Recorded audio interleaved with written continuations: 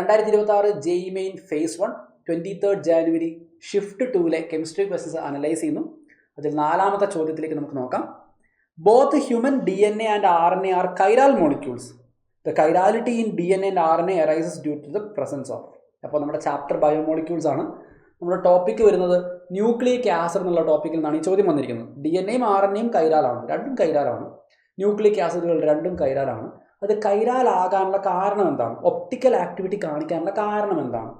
അപ്പോൾ നമ്മുടെ overall nucleic ആസിഡിൽ ഏതെങ്കിലും ഒരു ഗ്രൂപ്പ് എങ്കിലും എന്തായിട്ടുണ്ടാവണം? Optically active character, chiral character കാണിക്കുന്നുണ്ടാവും. അത് ആരാന്നറിയോ? നൈട്രജനസ് ബേസ് ആണോ? അല്ല. ഫോസ്ഫേറ്റ് യൂണിറ്റ് ആണോ? അല്ല. L ഷുഗർ കമ്പൗണ്ട് ആണോ? അല്ല.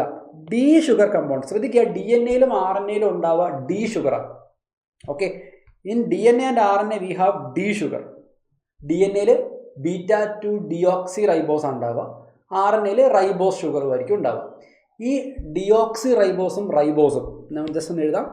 DNA contains β2 deoxy ribose and RNA contain ribose. Okay, ഈ രണ്ടാൾക്കാരും ഒപ്റ്റിക്കലി ആക്റ്റീവാണ്. ഒപ്റ്റിക്കലി ആക്റ്റീവ് ആണെന്ന് വെച്ചാൽ ഇവരെന്താണ്? That means they are chiral. Okay, ഇവർ കൈരാൽ ആയതുകൊണ്ടാണ് DNA and RNA chiral molecule ആവുന്നത്.